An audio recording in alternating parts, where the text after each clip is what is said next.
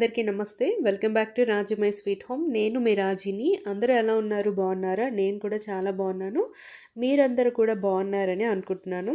So ఇవాళ అయితే మొదటి శ్రావణ శుక్రవారం వీడియోని నేను మీతో షేర్ చేసుకుంటున్నాను. సో ఇది దేవుడి మందిరం శుభ్రం చేసిన తర్వాత తీసిన వీడియో అనమాట. ఆ బ్యాక్గ్రౌండ్లో ప్లాట్ఫామ్ మీద ఎల్లో కలర్ చార్ట్ ఒకటి వేశాను కదా, సో అది నేను మీతో షేర్ చేసుకుందామని చూపిస్తున్నాను. ఆ చార్ట్ వేసిన తర్వాత నాకు చాలా బాగా అనిపించింది. దేవుడి మందిరం అంతా కూడా ఎందుకో కొంచెం కలకల్లాడుతున్నట్టు, అలాగే కొంచెం కలొచ్చినట్టు అనిపించింది అనమాట. కిందన ఉండేది బ్లాక్ బ్రౌన్ కలిపిన పాలరాతి రాయి లాంటిది అనమాట. సో అంటే మార్బుల్, దాని మీద అలా వైట్ లేదా ఒక్కొక్కసారి వైట్ వేసాను ఇంతకుముందు. ఆ తర్వాత ఒక కవర్ వేసాను. ఆ తర్వాత ఇప్పుడైతే ఒక ఎల్లో కలర్ చార్ట్ వేసాను. అది వేసాక వాటన్నిటికన్నా ఇది నాకు చాలా బాగుంది అని అనిపించింది. సో అలా వీడియోని షేర్ చేసుకోవాలనిపించింది. ఇంకా ఇదైతే ఫ్రైడే రోజు మార్నింగ్ అనమాట. సో మార్నింగ్ నార్మల్ టైంకే లేచాను. మరీ ఏం తొందరగా ఎర్లీగా ఏం లేచిపోలేదు, కానీ నార్మల్ టైంకే లేచి చక్కగా స్నానం అది చేసేసి మిగతా పనులన్నీ కూడా చేసుకుంటున్నాను. ఇవాళ ఫ్రైడే కదా, సో లక్కీకి స్కూల్ ఉంటుంది, మా హస్బెండ్కి వచ్చేసి ఆఫీస్ ఉంటుంది కదా, వాళ్ళకి బాక్సులు అవి ఇవ్వాలి.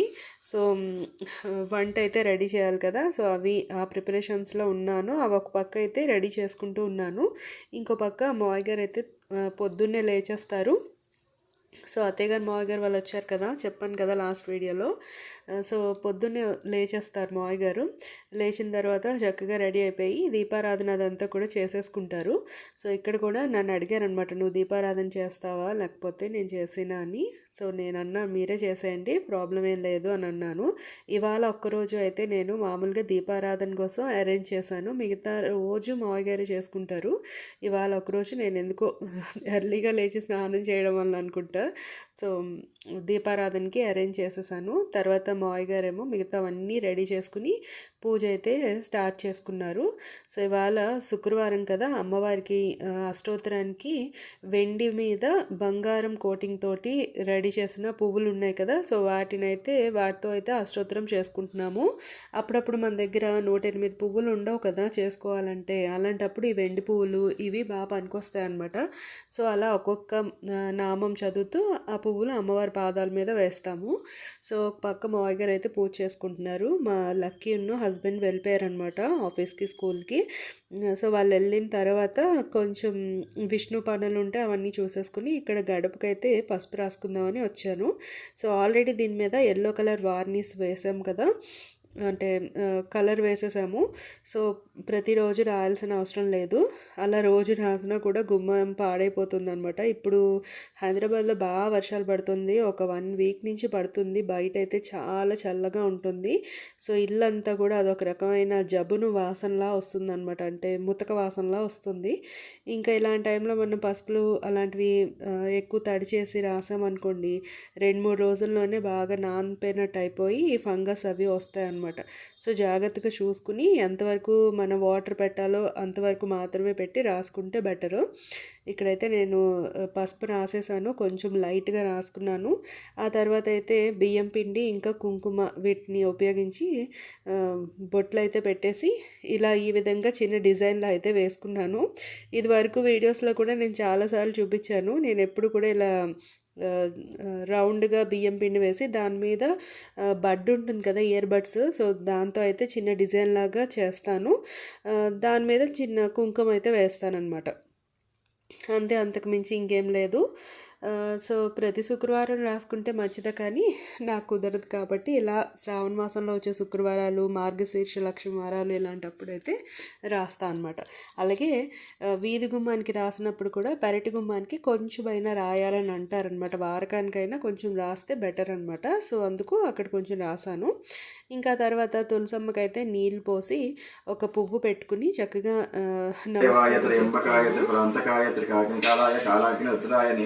మృత్యుంజయ సర్వేశ్వరాయ సదాశివాయ శ్రీమన్మహాదేవాయ నమః.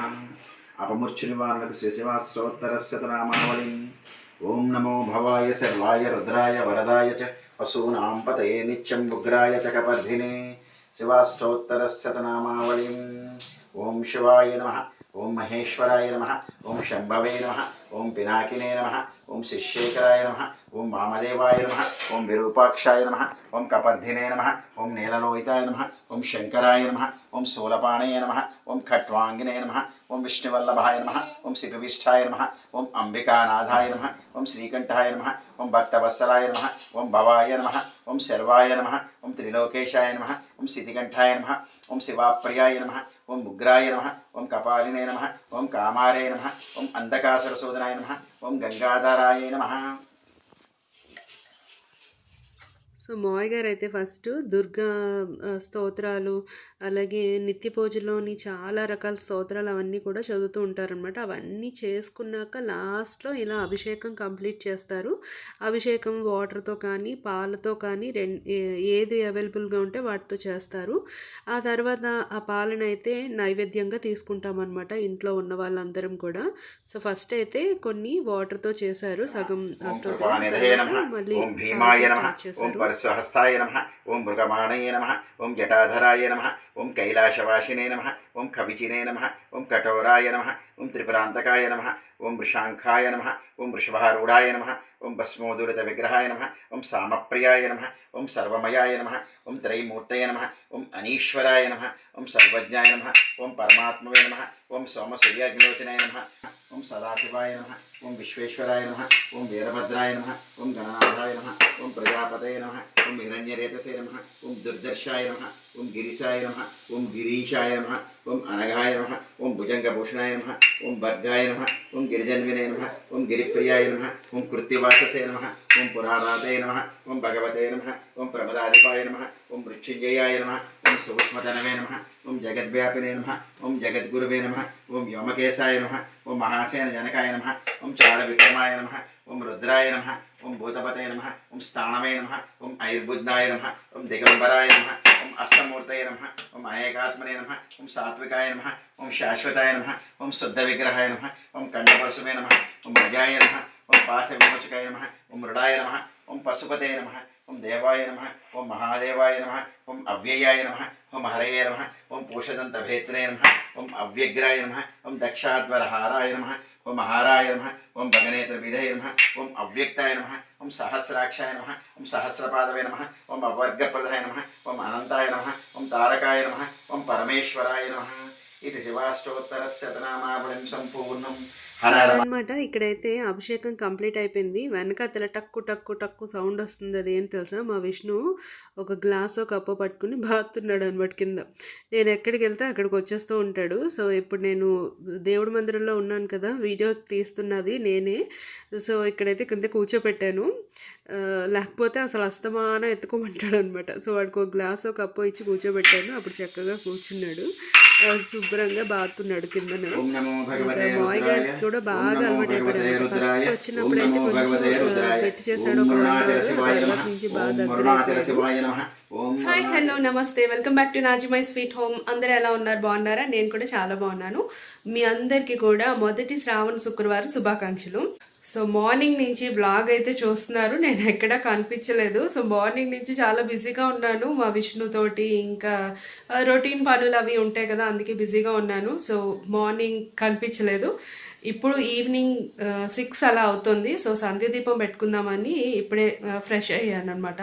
సో మార్నింగ్ మావయ్య గారు పూజ చేసేసుకున్నారు కాబట్టి నేను ఇప్పుడు దీపారాధన చేసుకుని నాకు వచ్చే టైం దొరికింది కాబట్టి అలా లక్ష్మీ అష్టోత్తరం, అలాగే వీలైతే కనుక లలిత సహస్రం ఇవన్నీ కూడా చదువుకుందామని అనుకుంటున్నాను. సో విష్ణునైతే అత్తయ్యగారు మావయ్య గారు వాళ్ళు చూసుకుంటున్నారు. నాకు వచ్చే టైం దొరికింది. సో ప్రశాంతంగా కొంచెం సేపు అలా దేవుడి దగ్గర కూర్చుందాము అని అనుకుంటున్నాను. నాకు బాగా నచ్చిన టైం ఏదైనా ఉంది అంటే అదే. కొంచెం సేపు అలా పీస్ఫుల్గా దీపాన్ని అలా చూస్తూ మనకి ఇష్టమైన దేవతామూర్తులను చూస్తే కొంచెం సేపు అలా టైం స్పెండ్ చేస్తే చాలా బాగుంటుంది, పీస్ఫుల్గా ఉంటుంది. యాక్చువల్గా అన్నిటికీ టైం పెడతాం మనం, ప్రతి దానికి టైం కేటాయిస్తాం. బట్ ఎక్కడ టైం పెట్టాలన్న దాని దగ్గర మాత్రం మనం పెట్టకుండా మిగతా అన్నిటి దగ్గర చాలా టైం వేస్ట్ చేస్తుంటాం కదా. అందులో నేను ఫస్టే ఉంటాను నిజం చెప్పాలంటే. మార్నింగ్ నుంచి ఈవినింగ్ వరకు ఏదో ఒకటి అలా అలా అలా టైంపాస్ చేస్తూ ఉంటాను. దేవుడి దగ్గర కూర్చోడానికి మాత్రం నాకు టైం సరిపోదు అనమాట. మా అమ్మగారు వాళ్ళు అదే తిడతారు, మిగతా అన్ని పనులు చేస్తావు కానీ దేవుడి దగ్గర ఒక 10 నిమిషాలు కూర్చోడానికి ఏమవుతుంది నీకు అని. సో ఇవాళ అయితే మంచిగా టైం దొరికింది కాబట్టి హ్యాపీగా కూర్చుని నాకు నచ్చినంతసేపు భగవంతుని అలా చూసుకుని ఏం జరిగాయో ఏం మాట్లాడదాం అనుకుంటున్నాను అవన్నీ కూడా చెప్పేసుకోవాలి. నిజంగా అప్పుడప్పుడు అలా అనిపిస్తుంది. ప్రతిరోజు ఏదో హడావిడిగా దీపారాధన చేసేసి నైవేద్యం పెట్టేసి స్తోత్రాలు చదివేసుకొని వచ్చేయడం కాకుండా కొంచెం సేపు ప్రశాంతంగా అక్కడ కూర్చుని అన్ని దేవతామూర్తుల విగ్రహాలని చూసుకుని, విగ్రహాలని కాదు మన పూజ మందిరంలో ఏముంటాయి అవి, అలాగే ఒక భావన ఉండాలి మనకి. అందులో అమ్మవారు ఉన్నారు లేదా అయ్యవారు ఉన్నారు, మనకి అమ్మ నాన్న ఎలాగో వాళ్ళు కూడా అంతే అన్నట్టు మనం ఫీల్ అయినప్పుడు నిజంగా చాలా హాయిగా అనిపిస్తుంది. అలాంటి మూమెంట్ ప్రతిరోజు మనకి రాదు, ఎప్పుడో ఒకసారి అలా తలుక్కుని మెరిసి వెళ్ళిపోతుంది అనమాట. అంటే అలాంటి ఫీలింగ్ అప్పుడప్పుడు మాత్రమే వస్తుంది మనకి కదా. అంటే మాయ అనమాట అంతే. మనం బయట ప్రపంచంలో ఈ దైనందిక జీవితంలో పడిపోతూ ఉంటాం కదా. సో ప్రశాంతంగా ఒక్క నిమిషం అయినా ఒక 2 నిమిషాలైనా అలా కూర్చుని చూసినప్పుడు హాయిగా అనిపిస్తుంది. సో అలా ప్రతిరోజు కూర్చున్నా కూడా ఎప్పటికో మనకు ఆ భావన కలుగుతుంది. అంత ఈజీగా మనకి అది రాదు, బట్ మనం ఏంటంటే సాధన చేస్తూ చేస్తూ అక్కడికి చేరుకోవాలని. ఈ మధ్యన ప్రణవానంద్ ప్రభుజీ గారు భగవద్గీత క్లాసెస్ పెట్టారు కదా, క్లాసెస్ కాదులేండి, లైవ్ పెట్టారనమాట ఒక 18 days పాటు. అయితే అవి ప్రతిరోజు విన్నానండి, ఆల్మోస్ట్ విన్నాను. కొన్ని రోజులైతే స్కిప్ అయింది, బట్ ఏంటంటే ఆ లైవ్ ఉంది కాబట్టి తర్వాత అయినా మనం నెక్స్ట్ డే అయినా పెట్టుకుని వినొచ్చు అనమాట.